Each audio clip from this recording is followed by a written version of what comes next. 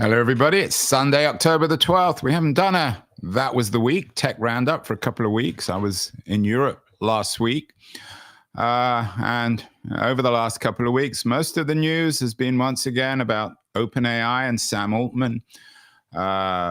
They took a stake in AMD, which resulted in AMD stocks skyrocketing, not rotting, skyrocketing 23%. Sam Altman is beginning to talk about something called building an AI empire. And even more conservative observers like the Financial Times have concluded that Sam Altman has a new project, Building AI Inc. I guess the question is whether that really is the case, what it looks like, and whether it is the ultimate bubble or something real in the economic future. Keith is calling it Come to Daddy. OpenAI wants your attention. And once again, Keith, Sam Altman is dominating the news cycle. Is this good or bad for Sam Altman and OpenAI? Do you think he's taking our attention off the ball, or is a lot of this stuff for real? No, it's definitely for real. They had their developer day this week. They actually had the developer day on Tuesday. And on Wednesday, I attended Andreessen Horowitz's speedrun event, which is when they launched 58 new startups. Every single startup was an AI company. And I would guess that more than half of them no longer had a business due to what OpenAI announced the day before. So OpenAI is from the point of view of a startup, it's sucking the air out of the room. And the space to innovate outside of OpenAI is shrinking, and the space to innovate inside of it is growing.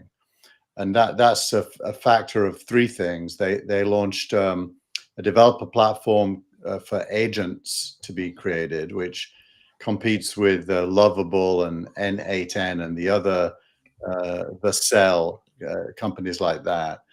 Then secondly, they announced apps could run inside of an OpenAI chat session. So you could book an airline ticket using Expedia from inside an OpenAI chat. And then thirdly, they announced Sora, which is the now very good video app. I made a video of myself as a Manchester United captain. Yeah, it's as close you're going to get, Keith, to both you as a captain of Manchester United and Manchester United winning anything. I mean, in a way, this isn't very new. Zuckerberg tried it with Facebook. Google, in many ways, pulled it off. It's not really good news for innovation or the startup economy, isn't it? That a single company is trying to be the entire innovation economy and be the platform or the play that defines everything else.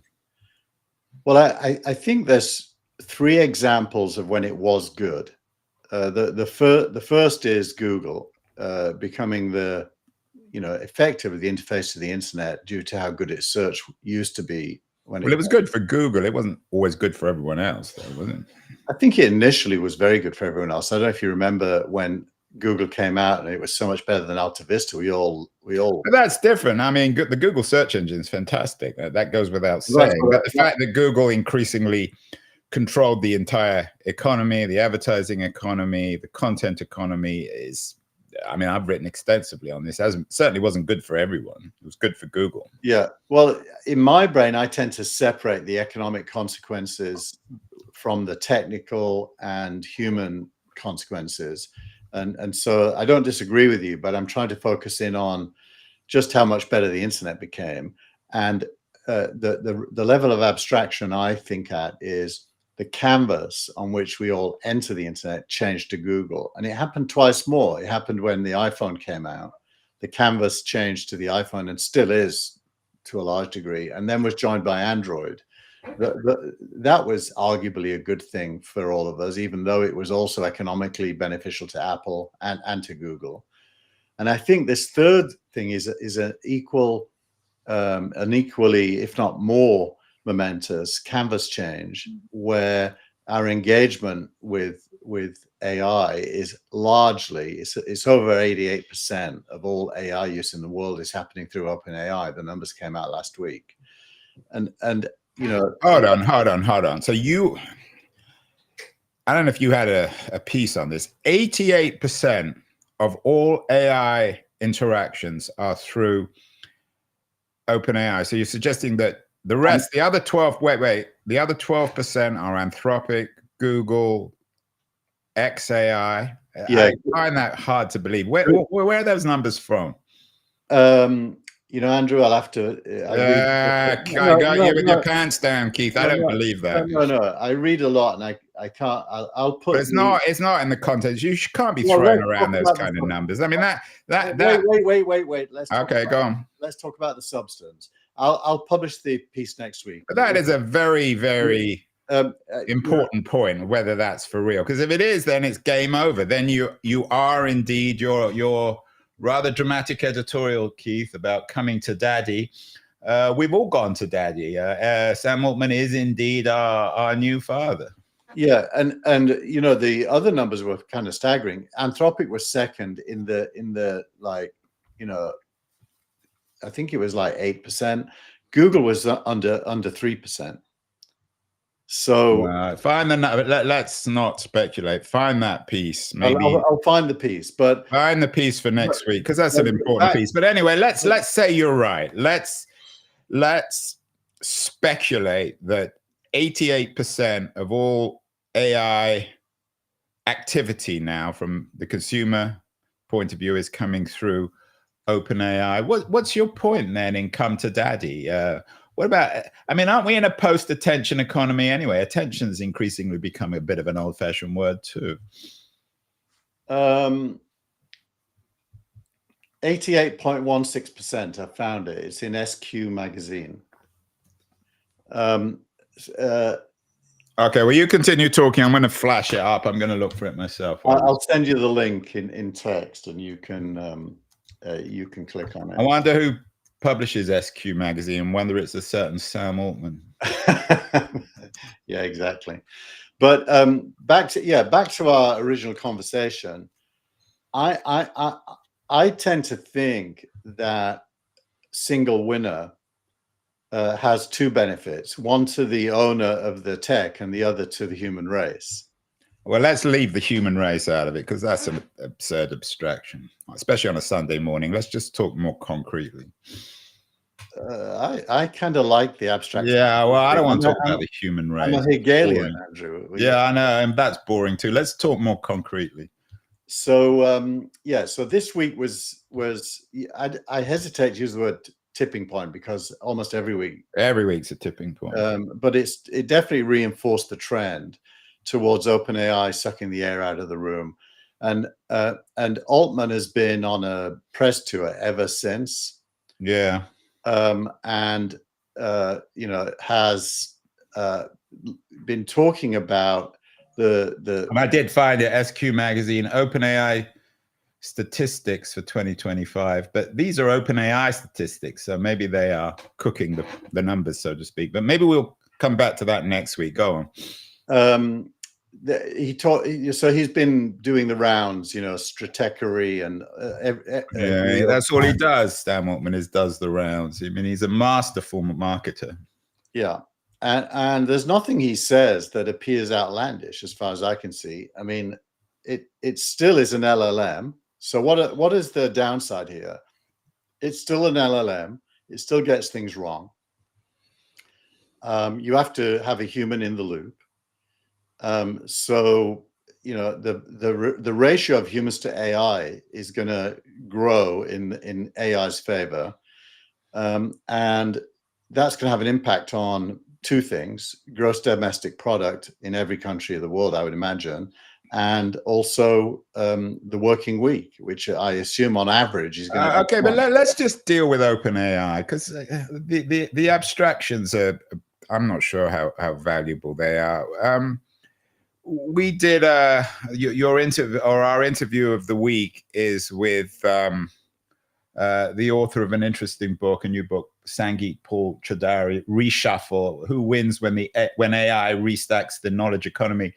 Chowdhury, who's based in Dubai, Chowdhury is what he calls a platform economist, and his argument is that AI hype is a feature, not a bug. And he's basically making the argument that Altman is spinning the world to take our mind off the fact that it's still struggling to establish itself as a coherent business. You and I have talked about this, and more people are concerned. I mean, lots and lots of pieces this week about how this current AI boom is going to end.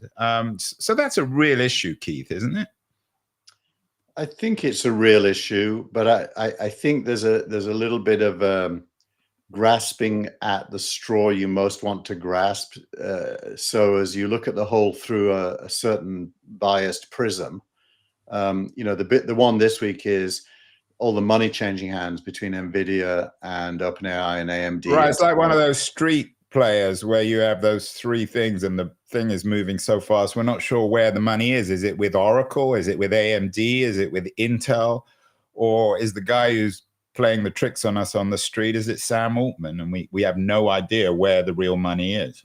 To me, it veers into the world of conspiracy theories, which of course are very popular. In the absence of knowledge, everyone grasps onto a conspiracy. It's not a conspiracy theory to be concerned about these billions of dollars changing hands, and still no one is quite clear about what it means, who's playing what game, and what the actual outcome is. You don't have to be a conspiracy theorist to be concerned with that. Well, I think we can help there. We can help those people by just stating a few truths. I mean, the first is for this AI to be fully distributed worldwide and be capable of serving even the poorest individual with the highest quality of access to knowledge is going to require a massive amount of electricity, a massive amount of data centers, a massive amount of chips in the data centers, and running 24/7, and then improving over time at the software level.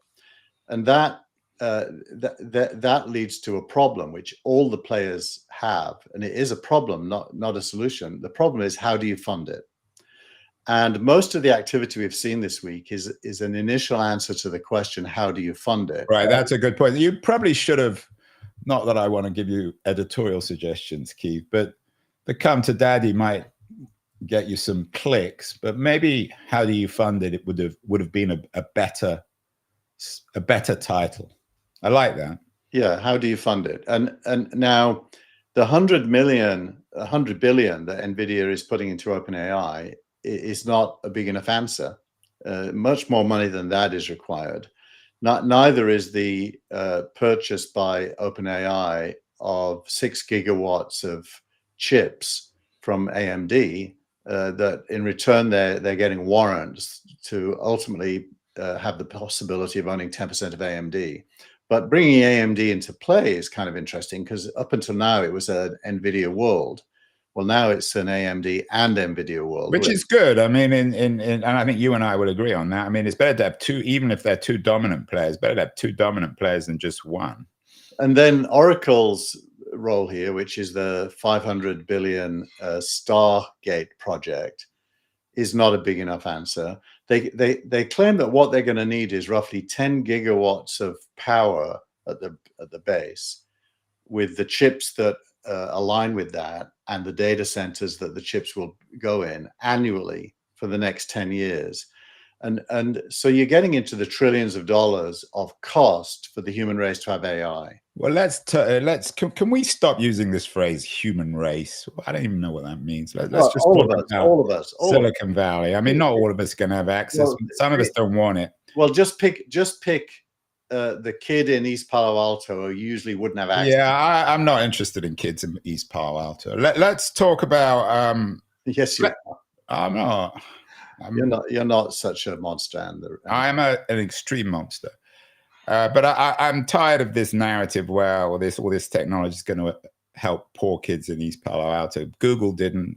Facebook didn't. Google did, actually. Well, anyway, so coming back to Sangeet, I thought it was really interesting because I have two thoughts on what you're saying. Firstly, what Sangeet Chadari argued was that there are alternative models to this sort of free market circus that's happening in America. There's an Indian model, and of course there's the Chinese model, which is more and more controlled. And he's based in Dubai. He hinted at a Gulf model. So that's the first thought. The second thought is you talk about these trillions in terms of producing energy and all the rest of it. But won't this, Keith, I mean, and this has always been your argument. I mean, whatever it cost a trillion yesterday will cost, I don't know, 100 billion next week. So won't all the costs come down? A lot of this become much more accessible and realistic in the longer term? I think logically you would say that that is likely to happen. For example, if it turns out that nuclear fusion is real, the cost of energy would come down. Right. But if it doesn't, then the cost of energy is pretty much going to stay the same or even go up as demand rises and supply is in short. Or solar. I mean, I've done a number of shows recently on the solar revolution, the wind revolution. I mean, that can play a role as well. It can, but it's expensive, actually. It turns out to be not much cheaper. So whereas fusion would, even nuclear fission is cheaper over the long run. So let's assume that, yes, it will come down.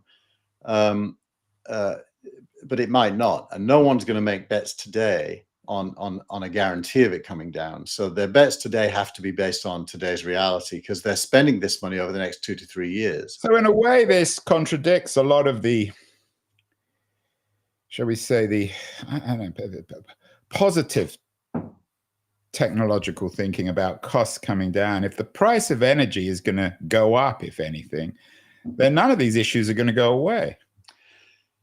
I think that would be true. So there's a lot of bets going into lowering energy costs, which is really the same as decentralizing energy, using nuclear capabilities, also using the sun plus batteries, decentralizing so the grid is not the source of a lot of energy. Right. There's a lot of trends in that direction, and those are real. But they're not that much cheaper yet. And it's really interesting that the energy debate and, of course, also the environmental debate now are coming together. I mean, they're not just in parallel. What about the idea, your startup of the week is Reflection AI, the TechCrunch headline for Reflection AI raising $2 billion to be America's open frontier AI lab, challenging DeepSeek. DeepSeek, of course, being the Chinese model. Wasn't the promise of DeepSeek to bring all the costs down of AI? We don't hear that narrative anymore. We still do hear that narrative, but there's a counter narrative. So the cost of training, which is really the DeepSeek innovation, is much cheaper if you adopt their method, which is reinforcement learning, as it's known. In other words, you don't have to build a big model yourself. You can use existing models and then use reinforcement learning to improve them. And that is a lot cheaper, that's true, and needs less energy. However, the counter narrative is that increasingly AI use involves multiple agents within a single interface, doing reasoning in quotes, and that is using a lot more tokens than the early AIs used. And tokens are the unit of energy consumption. If you think of a token as the unit of energy consumption, the number of tokens is going up. Google just announced. Yeah, you had in one of your pieces, there's some stuff on tokens, so it's an important debate. And then, of course, Keith, and you and I have talked about this a lot as well, there's the Carlota Perez perspective. Paul Kudrowski writes about it this week. He argues that the AI capex isn't a bubble because of Carlota Perez's what he calls her technological surge cycle, in which every great new technology, industrial or otherwise, or the internet, requires a kind of misinvestment. The booms and busts are built into these cycles. And there's certainly some truth to that, isn't there? Yeah, I mean, that's what happened with the telecom networks during the first internet bubble. And it happened again with mobile, that you overbuild because there's competition. And the essence of competition is overbuilding. That's why theoretically, at least, people think a central planning is a better solution than capitalism because you can build according to need. Whereas with capitalism, if you've got AT&T and T-Mobile and the others, they all have to build to be able to win a very large part of the market. So you get overbuilding, and that's true in data centers. It's true in energy.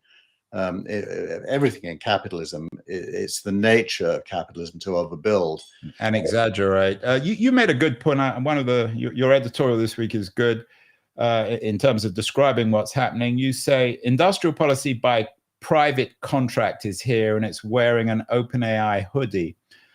But I wonder whether the state is also implicitly involved. Sam Altman has spent a lot of time recently schmoozing with Trump. For Trump and his MAGA movement, I think OpenAI is essential both in driving the US economy and in competing with China.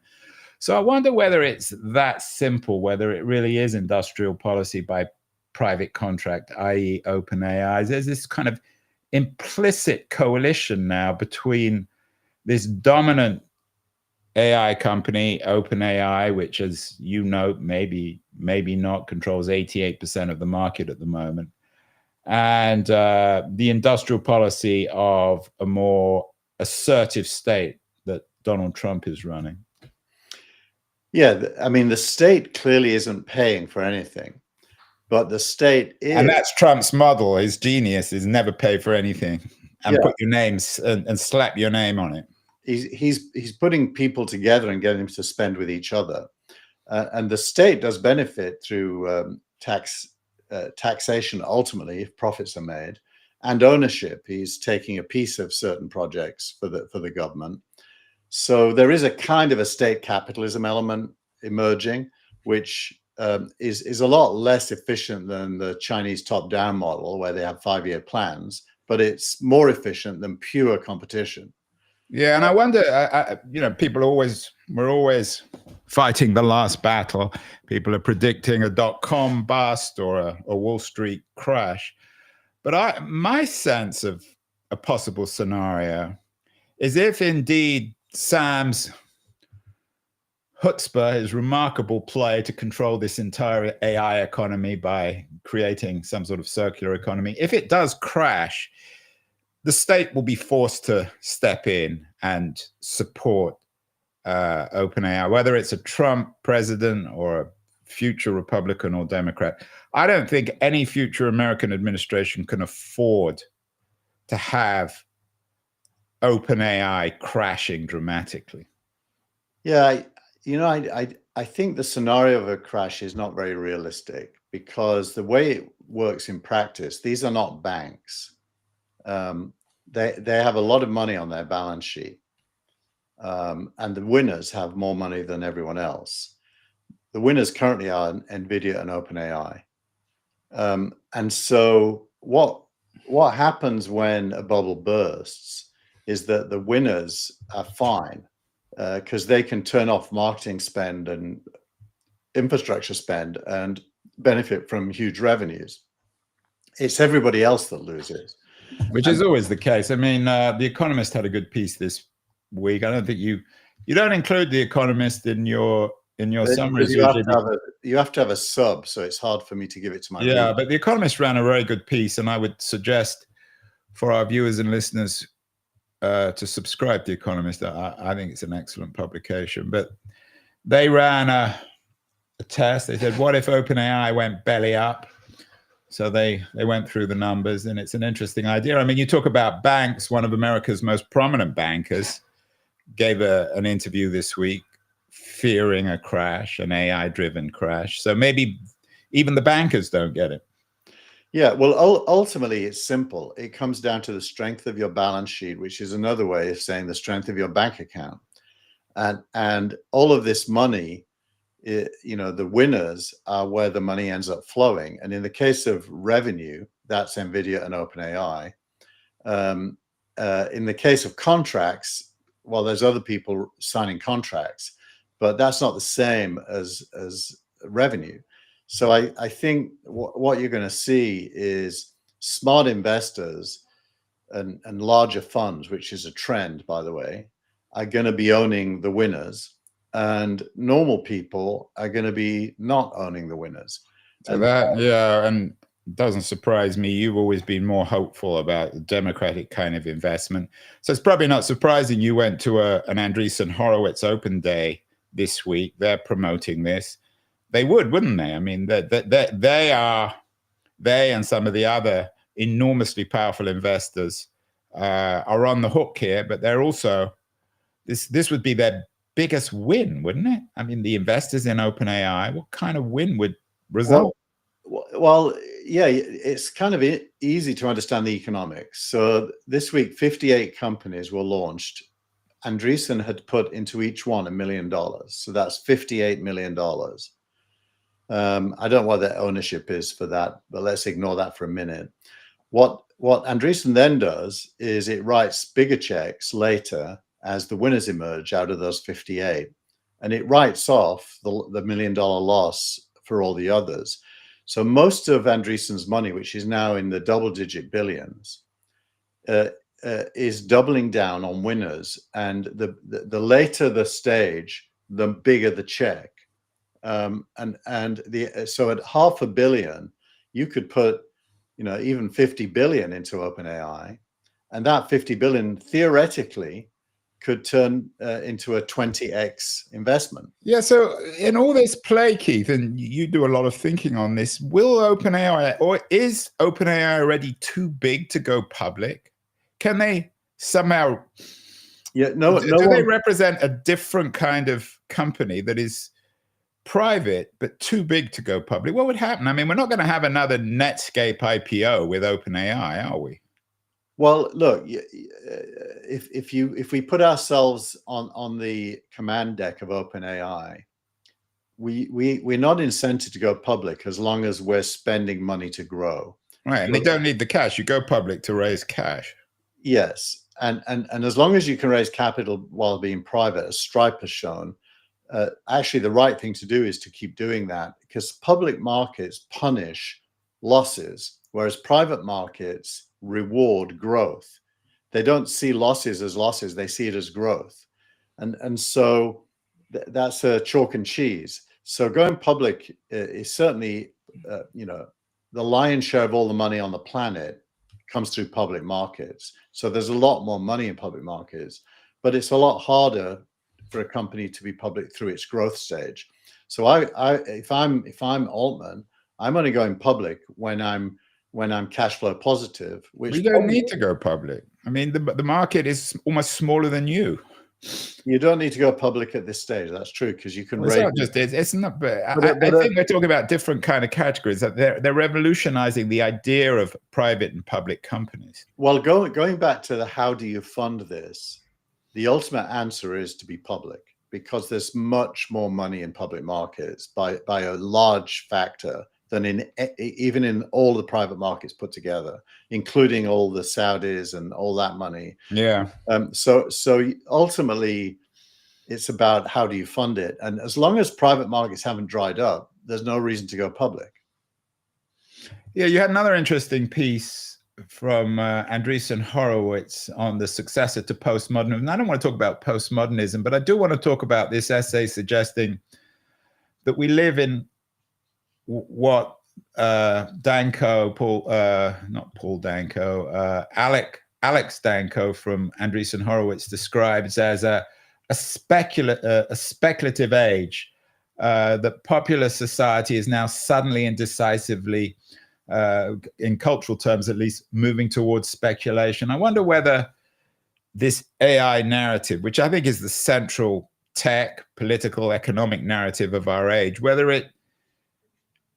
it's rooted in this bizarre speculative obsession that many of us have, that goes from talking about OpenAI to the gambling craze that young people now are involved with. Talk a little bit about this essay, Keith. Let's not talk about postmodernism. Yeah. I always think that's a term that people just use to define whatever they don't like. But this idea of a speculative culture, I think Danko is onto something. Yeah, I think you would add the word to speculative, you'd add short-termist. Right. Basically, the world is becoming much more short-termist. We were talking off air about our children doing lots of gambling, as it's now become possible in the States to gamble, at least in some of the states in the US. And that speculation culture is short-term individualism, let's call it. I'm not convinced it's a new era. I think it's a continuation of the old, but as you said, let's not get into that. But it is definitely true. And this week, Polymarket was valued, and Polymarket is gambling on historical outcomes, like who's going to win the next election would be an example. And people put money on both sides of the bet, and you get the wisdom of crowds. Basically, it turns out that most of the time, the majority of the money is right, more than experts, actually. So you've got this kind of wisdom of the crowd, speculative economy leading to prediction markets, which tend to be right, interestingly. And right, it's interesting. In the dot-com boom, it was cab drivers buying Yahoo stock and AOL stock that drove the economy. Now the cab drivers and the kids can't buy OpenAI stock because it's not available. So they're sort of gambling in other ways. Danko made a really interesting point. He said, how early or late you are to something is now an essential component of your relationship to that thing. I think that's quite a profound observation, that we are thinking more always in these temporal terms. It certainly defines social media. Yeah, like, an example would be, did you get a Sora 2 invite? And are you using it? And the answer mostly is no and no. But if the answer is yes and yes, somehow your status inherits some glow from the fact that you were early in Sora 2. And your ego, manifests that. And so it's short-termist, it's individualistic, and it's speculative, which none of which are good. Yeah, but it's defining the culture.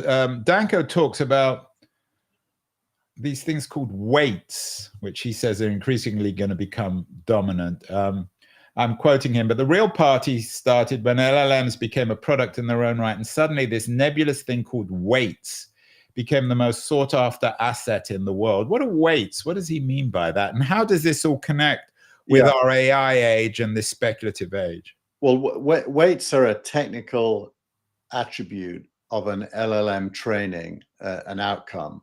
At the end of training an LLM, you've played with various variables inside the LLM that makes it perform better, and those are known as weights. And open source models publish their weights. It's a function of a vector database and a training set, which is all statistics. So weights are numbers that emphasize certain paths, if you will, versus other paths in answering. Right. So AI becomes our tool in defining what is more or less likely. It becomes the currency, if you like, of this speculative age. One of the other pieces you connect with is a more old-fashioned interpretation of AI, Reviving the Technocratic Dream by your friend Norman Lewis, which suggests that AI can sort of determine what is real and what it isn't. But it seems as if AI is much more surreal than that in terms of speculation. Well, what Norman's writing about, the core of what he's writing about, I agree with him. He's making the point that we collectively have lost faith in institutions, whether it's governments, the Supreme Court, you name it, the church. There's a trend towards institutions being considered in very low regard. And he makes the point that the flocking towards AI is another abandonment of human institutions, that it represents faith in something other than human institutions. And there's some truth in that. In the process of doing that, he introduces the idea that there's some kind of technocratic dream at play here, which is more of a top-down, conspiratorial kind of reading, which I don't think is true. I think that's wrong. And I don't think there are any such thing as technocrats anymore. Interestingly, Chowdhury, in the second part of the title, says we can't trust big tech which is kind of crossing over into this Norman Lewis. Yeah, although to be fair, that was my you added that subtitle. I gave a speech last week about trusting big tech with our agentic future, so I put those words into his mouth. Although he is skeptical on trusting big tech. My question to both of them would be, you know, given that this is going to happen and it's probably a good thing, net, who can you trust? I mean, if not big tech, then who? Because big tech has the money. And well, that's the point about AI. I mean, I think Lewis's point is that in theory, AI should end trust. We turn the entire world into data, and it crunches that data and determines what should or shouldn't happen, what state policy should or shouldn't be. So that's the technocratic dream. But the reality, as Danko suggests, is that we're using this technology to forecast the future. We're not using it in a kind of collective way. We're using it to promote, if not our own interests, our own vision of the future, which is very different. Well, I mean, Danko talks about AI, this speculative moment being a successor to postmodernism, but actually, in a weird way, it's just an exaggerated form of postmodernism. That's what I think. I think it's postmodernism taken to an extreme, and which are the characteristics of it are highly individualistic, highly short term, and subjective. And the speculative bit's new, but not that new. I mean, there's always been speculation. Whenever there's a past, a present, and a future, humans will speculate on what it is in the present that represents the future. Well, let's end with your post of the week. It's a letter that Barry Weiss, who runs or had run the Free Press. They were acquired by CBS News for $150 million last week or the week before, and she's become head of CBS News. You have an interesting page on media, Keith, on the developments, both the Barry Weiss development and the other implications of AI with Hollywood. Do you think the Barry Weiss thing is a big deal? It's kind of weird in a way. I knew this was going to happen. I didn't know it was going to be CBS. It was obvious that someone would buy her.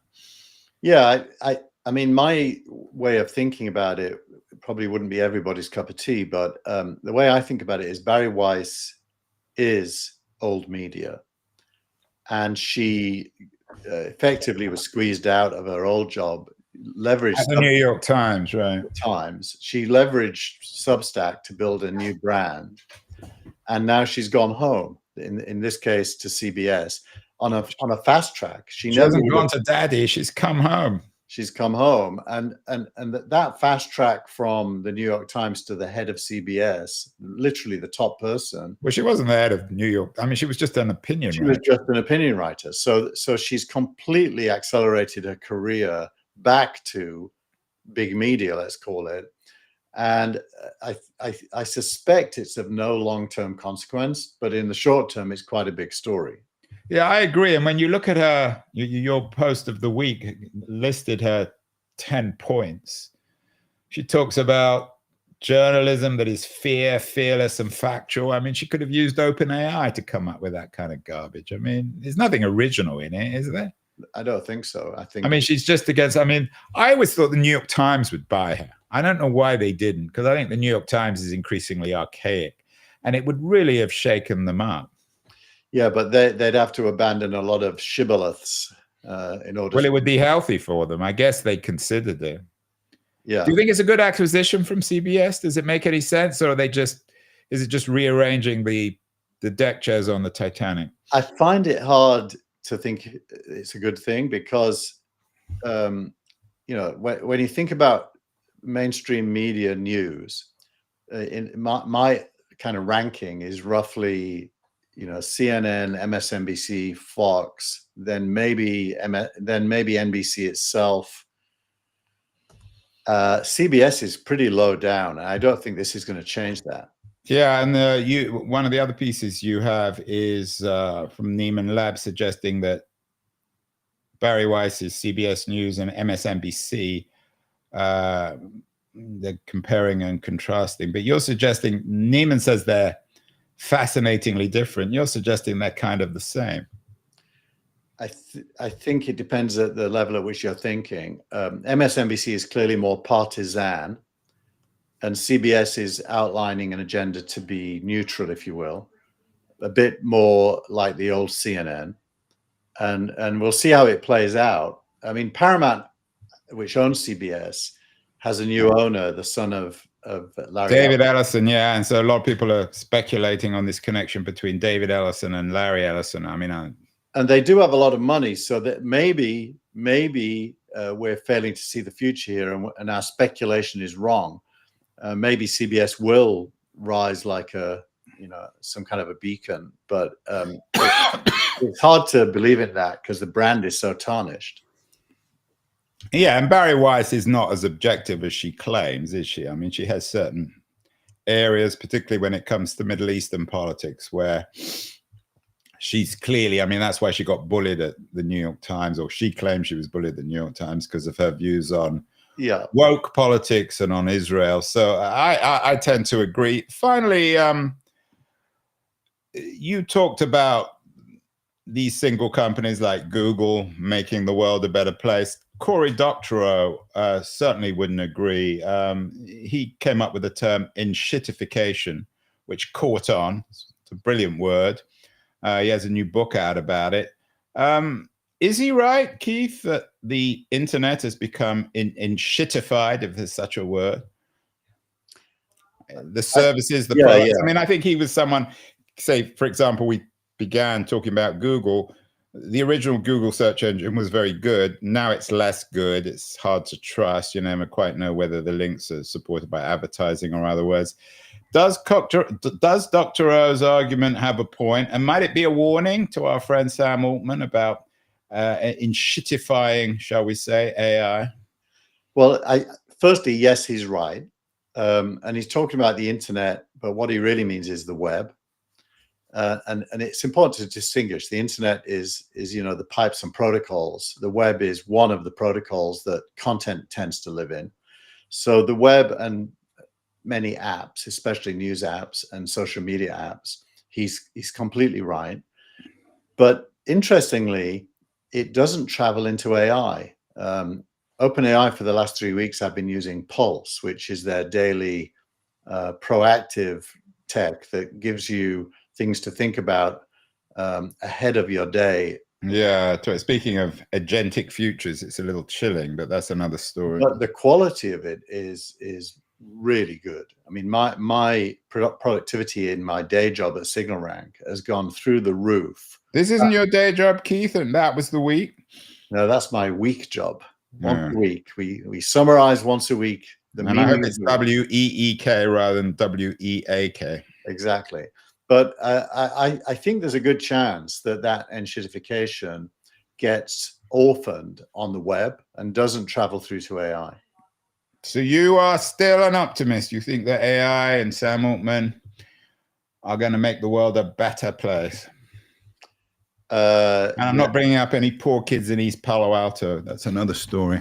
Yeah, and well, I don't have an unambiguous hero mentality there, because it begs a lot of questions about if untold wealth is created down this path, how do we all benefit from it is a question. Yeah, to put it mildly, given that all the wealth will be controlled by Andreessen Horowitz, Sam Altman, and one or two other people. But we will see. This story is only just beginning. Good conversation, Keith. I can't believe how much we agree.